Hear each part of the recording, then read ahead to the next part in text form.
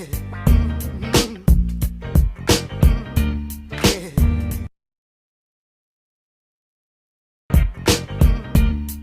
night.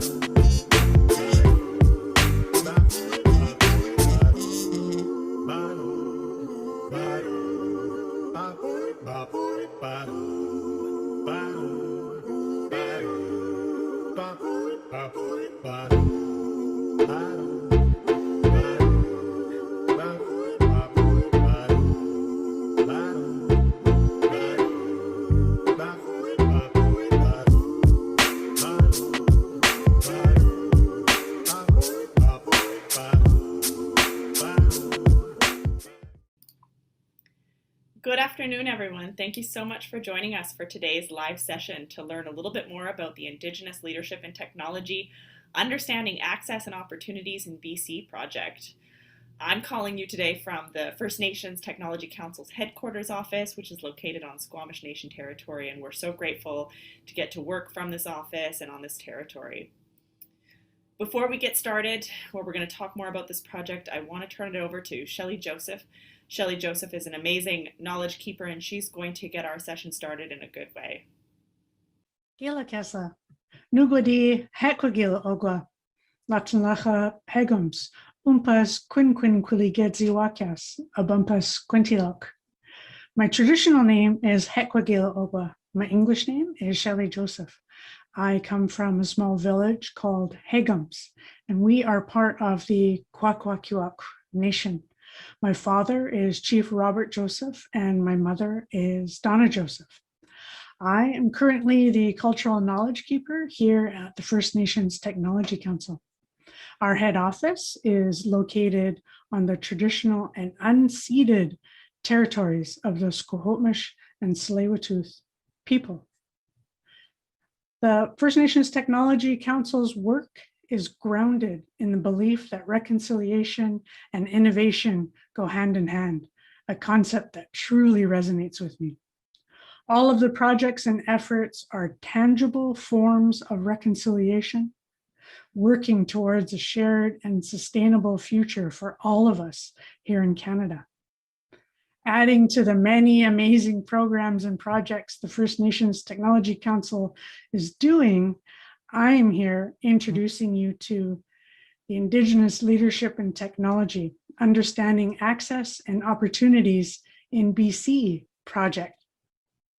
Through research and engagement with Indigenous peoples and communities and technology-enabled industry, employers are seeking to increase Indigenous participation and leadership in technology and innovation and better understand the actions, resources, and supports that are needed for Indigenous peoples and communities to gain access to and maximize opportunities in the digital age.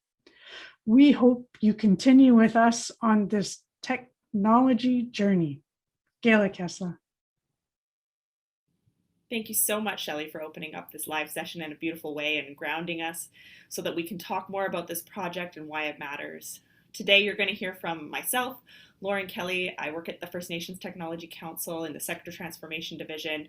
You're also going to hear from our leadership, Denise Williams, who's going to talk about why this is important. And throughout the entire live session, we're hoping that you'll participate with us. Please pop in the chat where you're calling in from. Use it to ask questions all throughout this live session. We'll be moderating it and do our best to answer your questions. It's also not the last time we'll work to answer your questions. All throughout this project, we're going to be hosting live sessions to share more, make sure that everybody understands what we're doing and why we're doing it and how we're doing it. So please feel free to ask us questions. You can also visit our website, technologycouncil.ca/Ilit for the Indigenous Leadership and Technology to find out more about this project. And you can also reach us at gathering@technologycouncil.ca. Throughout today's live session, we're going to be talking more about the Indigenous Leadership and Technology project, why it's important, what we've done so far, what we're doing next, and how you can participate. To get us started, I want to turn it over to the CEO of the First Nations Technology Council, Denise Williams, who's going to share about this work and how it started, why it matters, and how it's a part of a larger body of work at the Technology Council. Over to you, Denise. Thanks, Lauren, and thank you so much to everyone here today for joining us. I wanted to spend just a couple of minutes talking to you about where this initiative came from and why it matters and why we're so grateful that you would take time to participate here with us today and to support us in getting the word out to other nations and individuals who could lend their voice to this movement. Just to share that back in 2015-16, I'd participated in a number of roundtables on behalf of the First Nations Technology Council to understand through a labor market study, not run by us, but run by British Columbia, the province, and the Vancouver Economic Commission and others, to understand the future of tech and innovation in British Columbia. And I was asked to participate as someone from a diverse background, from an Indigenous background, to understand where the future of tech and innovation in this province, in this country was going, and how we improve diversity, inclusion, and equity in the space. And one of the things that was a experience out of that for me was certainly to realize that not only had they determined who were the voices that were missing at that table, which had been defined as Indigenous peoples, peoples of color, women, and peoples with disability, and newcomers to Canada, but that all of those groups had far more data than we did as Indigenous peoples in terms of representation in the tech and innovation sector movement through the post-secondary system when it comes to taking up of those STEM seats and our movement into leadership positions in tech and innovation in British Columbia was a big question mark, a big unknown, and it made it really difficult and really hard, to be honest, to be the CEO of the First Nations Technology Council and not have that information to be able to share and to be able to argue the case, which it felt like at that time, that we have a rightful position in the tech and innovation sector in British Columbia, the fastest growing sector of the economy here, and will be on an ongoing basis. But not only that, that it was completely unrecognized what our right to access is all about. Indigenous peoples, First Nations peoples' rights to access, affordable access to the very platform that allows participation in this economy and this society was a question mark.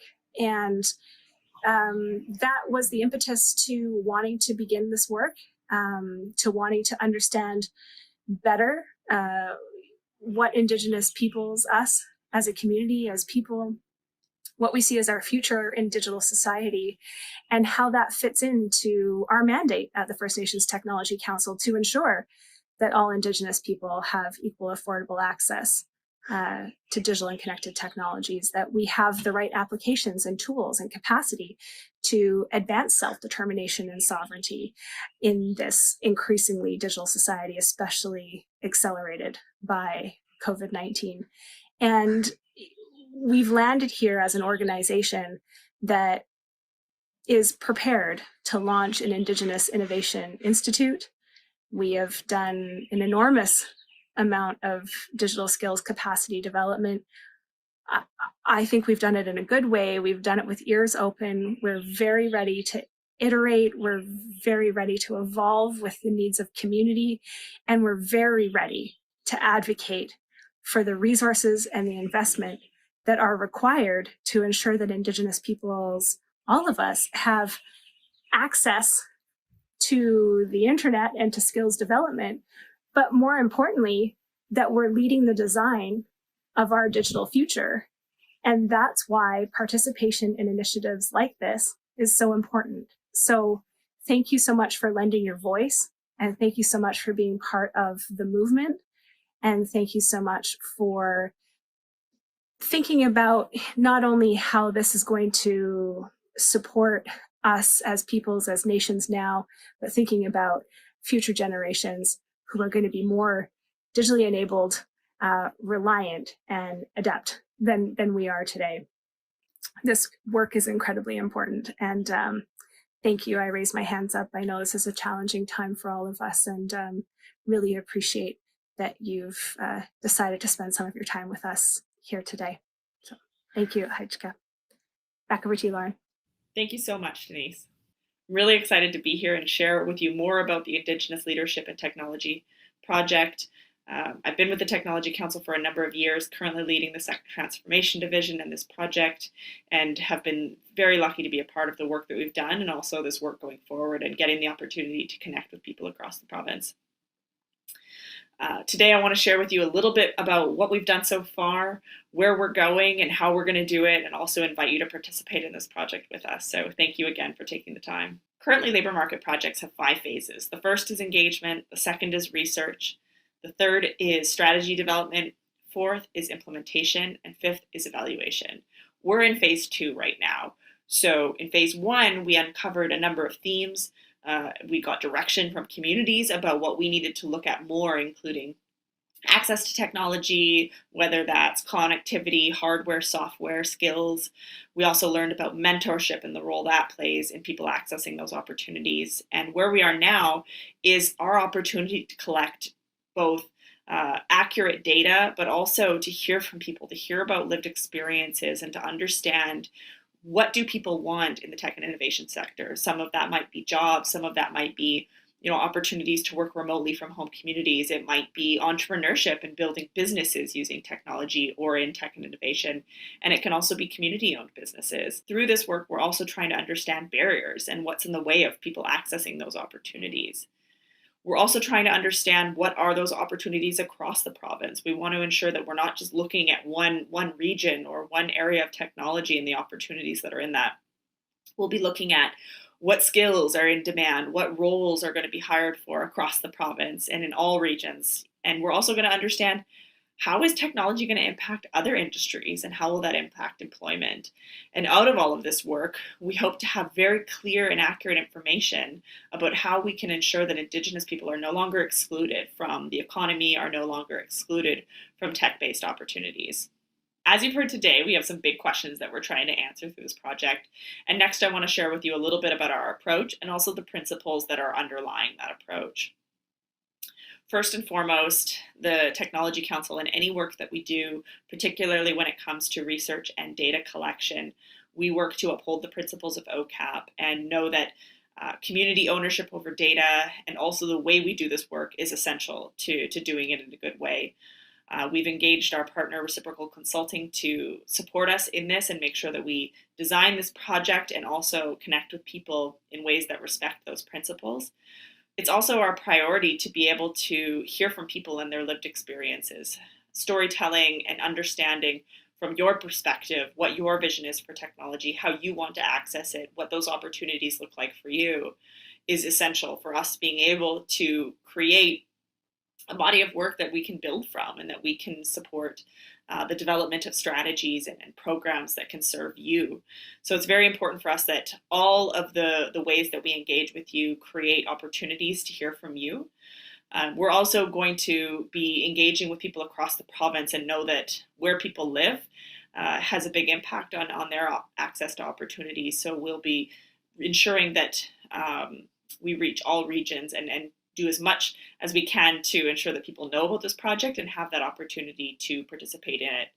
The pandemic and social distancing has been really challenging for us. When we started this project, the pandemic hadn't started and we had a different vision for how we were going to do this work. And we've worked to adapt that, but also to adapt it in a way that doesn't exclude people. So access within this project and that opportunity to share your voice is still really important to us.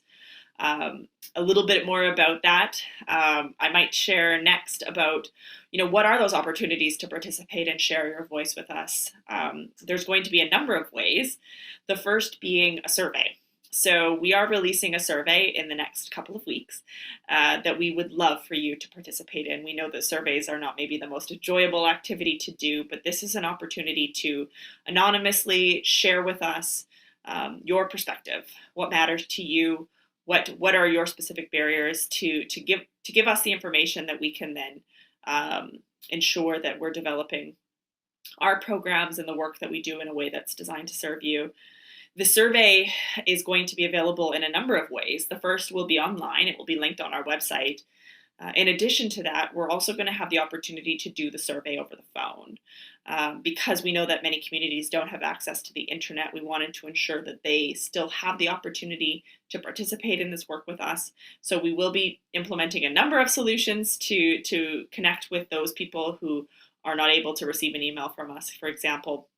And that might be texting a number to get access to the survey, and our group of regional coordinators will reach out and people will be able to do that survey over the phone.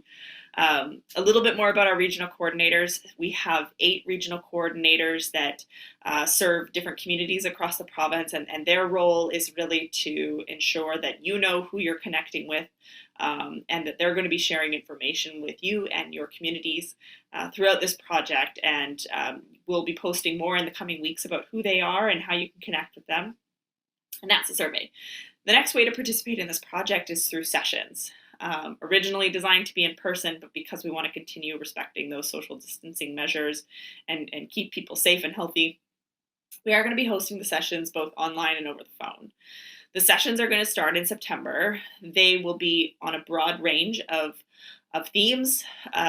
We're trying to keep them small so that lots of people have the opportunity to share your voice to those, and also to share, your unique experiences. I encourage you to continue checking out our website over the coming weeks to learn more about these. Registration will open soon for these sessions, and also we'll be reaching out to individuals to have you participate in this work. The sessions will be both over Zoom, online, as well as over the phone, so that, again, people have that opportunity to participate. And I encourage you to reach out to us. This project, we want to ensure that people feel confident about the work, that they're able to share with us, their vision for how it should be. And also, we can answer any of your questions. So please reach out to our team at the Technology Council. You can email us at gathering@technologycouncil.ca. You can visit our website to learn more. You can also give us a call. And we are happy to share more. We're happy to do presentations to your communities about what this work is, how we're doing it, and what we hope to achieve out of it. So please, please do reach out to us. Thank you so much for joining us today. We're really excited to share more about this work with you. It won't be the last time you hear from us on this. We're going to continue sharing out information. If you asked any questions in the chat that didn't get answered, our team will make sure to follow up on those. We will continue to have information sessions and Q&A sessions to share more about this work and what we're doing. I encourage you to check out our website. There's more information there about this project, and continue checking it because we're going to be posting more about the survey, about those sessions. Please sign up for our e-newsletter. You can visit technologycouncil.ca/subscription to sign up. You can email us at gathering@technologycouncil.ca. You can call us, you can tweet us, you can send us a Facebook message. Our team is here to answer any of your questions. Please share your feedback, your comments. We're very open to hearing that. And if you'd like to connect and know more about this project and how to get involved, please, please do reach out to us. Again, thank you so much for joining us and look forward to talking to you again soon.